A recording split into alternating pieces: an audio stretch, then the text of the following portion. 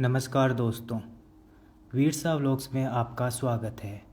आज हम बात करेंगे उस महान वीरांगना की जिसने अपने खून से ज़्यादा अपने कर्तव्य को महत्व दिया। एक ऐसी माँ जिसने एक राज्य के भविष्य को बचाने के लिए अपने कलेजे के टुकड़े का बलिदान दे दिया। यह कहानी है पन्ना धाय की।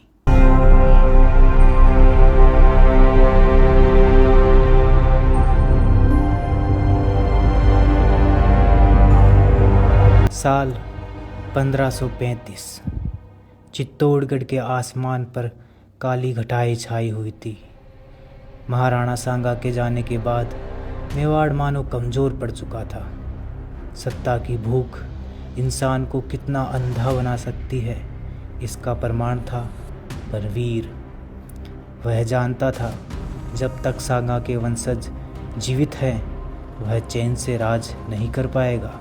और उसकी राह का सबसे बड़ा कांटा थे नन्हे कुंवर उदय सिंह। आधी रात का समय था जब महल के एक वफादार सेवक ने पन्ना को खबर दी, पन्ना, बनवीर नंगी तलवार लेकर कुंवर की तरफ बढ़ रहा है। पन्ना धाय का कलेजा कांप उठा, लेकिन वो सिर्फ एक माँ नहीं, मेवाड़ की रक्षक भी थी।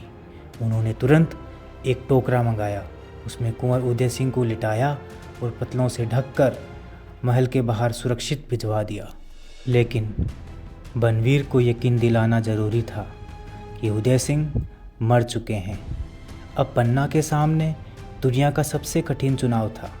एक तरफ मेवाड़ का भविष्य था और दूसरी तरफ उनका अपना इकलौता बेटा चंदन। पन्ना ने कांपते हाथों से चंदन को शाही बिस्तर पर सुला दिया और उसे रेशमी चादर से ढक दिया।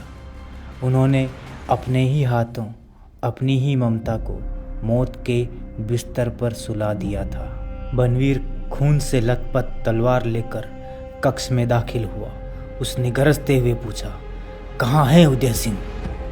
पन्ना की जुबान साथ नहीं दे रही थी, बस उनकी उंगली उस बिस्तर की ओर उठ गई जहां उनका अपना बेटा चंदन सो रहा था। अगले ही पल बनवीर की तलवार चंदन के सीने के आर पार हो गई। एक माँ ने अपनी ही आंखों के सामने अपने जिगर के टुकड़े को तड़पते देखा, लेकिन एक सिसकी तक नहीं भरी, कहीं उदय सिंह की जान खतरे में ना पड़ जाए। इतिहास में बहुत से युद्ध हुए, बहुत से वीरों ने जान दी, लेकिन पन्ना धाय जैसा बलिदान कहीं नहीं मिलता। पन्ना धाय चंदन की लाश को छोड़कर उदय सिंह को लेकर कुंभलगढ़ निकल गई। अगर उस रात वो बलिदान न होता, अगर पन्ना धाय ने वो बलिदान ना दिया होता, तो मेवाड़ को महाराणा प्रताप जैसा योद्धा कभी न मिलता, क्योंकि उदय सिंह ही महाराणा प्रताप के पिता थे।